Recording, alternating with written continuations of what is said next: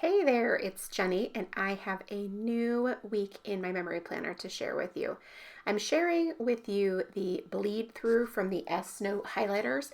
I got a couple of questions on Instagram about it, and I thought I would just show how they did bleed through last week. And it's really heavy shadowing, it's really not bleed through, but I know that that affects some people and how they feel about those things. I'm showing you that you can't really see it because it gets too bright, but there's really no bleed through or shadowing at all in my hemlock and oak planner. So that part's great. And we already know that I love that planner and specifically that paper. So it's good news there. Just a reminder before we get started, if you like this video, please leave me a thumbs up or a pleasant comment. It helps me a lot. It helps me know what you guys like and what you like to see. All right, so this week I've got 8 photos, and right there you can see I have a bunch of them printed, and I've pulled out some supplies that I'm thinking about using. Those different die cuts from 49 and Market, these Heidi Swap stickers, and these Heidi Swap die cuts. I'm not really sure which combinations I'll use, but I do know that I have 8 photos for the week. So I'll probably be keeping it fairly simple and keeping it strictly to different clusters.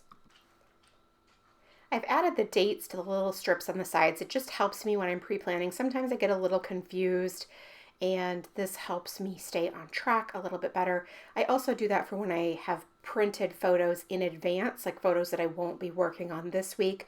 And then obviously that just helps me stay a little bit more organized as well. And those strips get pulled off as they are perforated and not meant to be part of the picture. So it works out great.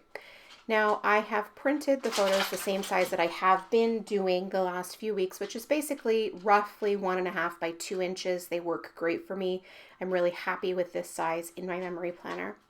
I'm distributing the photos throughout the different days of the weeks, and on Saturday and Sunday I have 2 different photos for each day, which doesn't always happen. I mean, it happens certainly, but it's been happening more and more as COVID restrictions and things just change. COVID is obviously not back to normal completely, but we behave like it is. So there you go.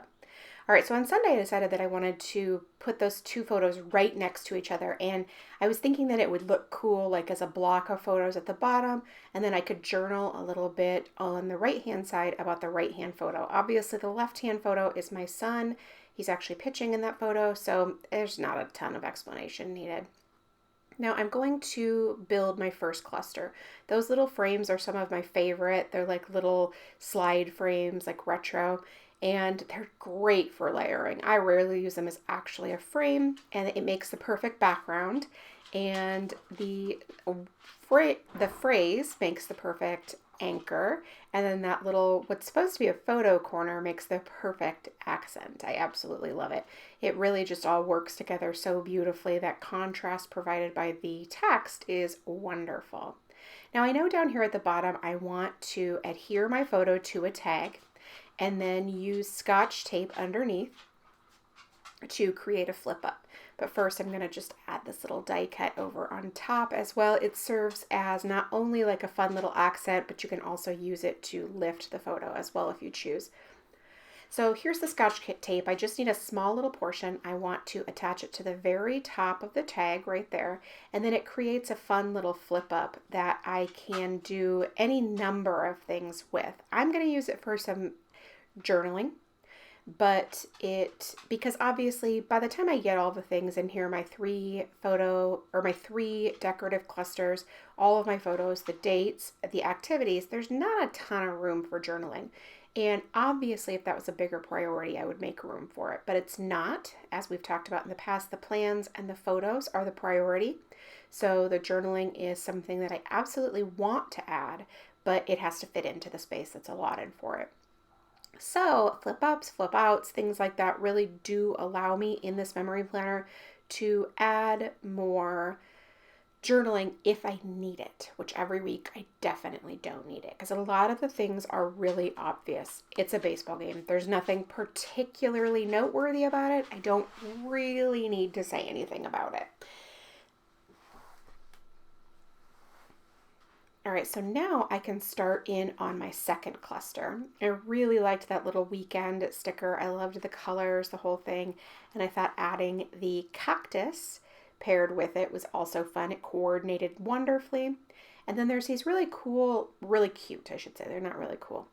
Heart stickers on clear paper. And I thought I would just make a cluster of floating hearts that go up that really you can feel the movement thanks to the way that they are placed.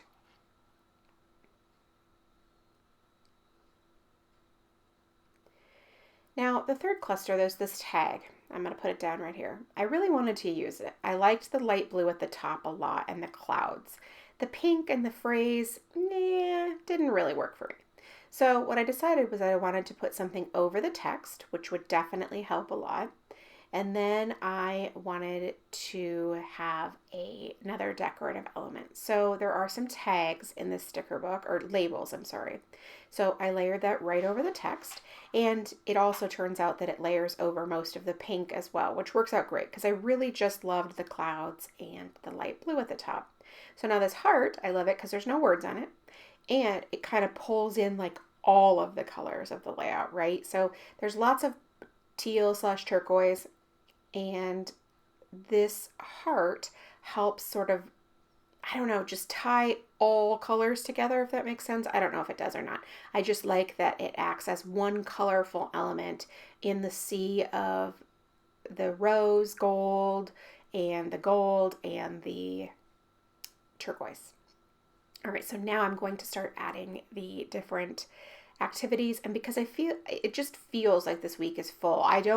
It really is not any more full than any other week, but there was something about it. I don't know if it's the cohesiveness of the color palette or just a lot of stories this week, but it felt really full already. So I decided that I was just going to be very, very simple in adding the activities to not take up any more weight in this particular week with those. I didn't want to add any label stickers or anything like that and take up any more than I needed to.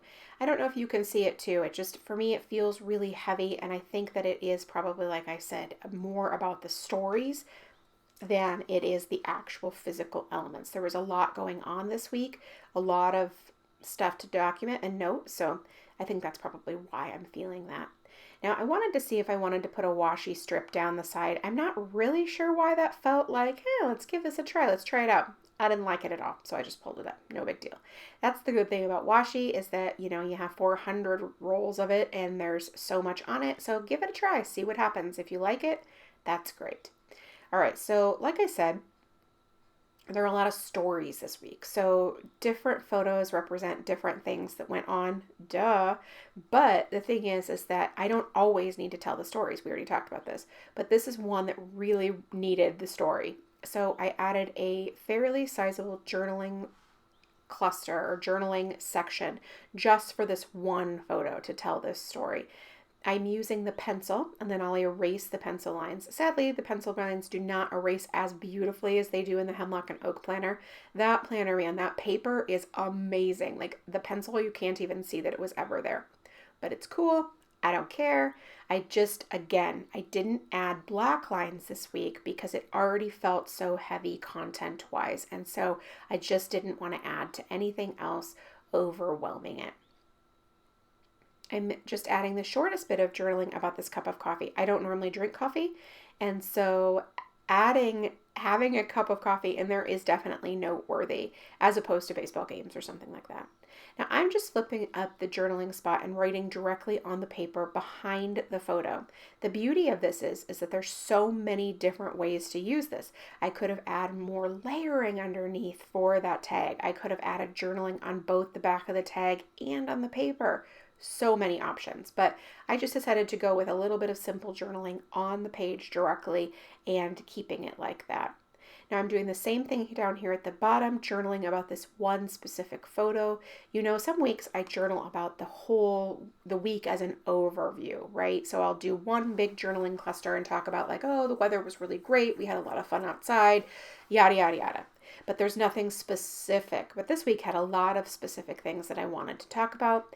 And so that's why these smaller little bits and pieces are a lot better for that.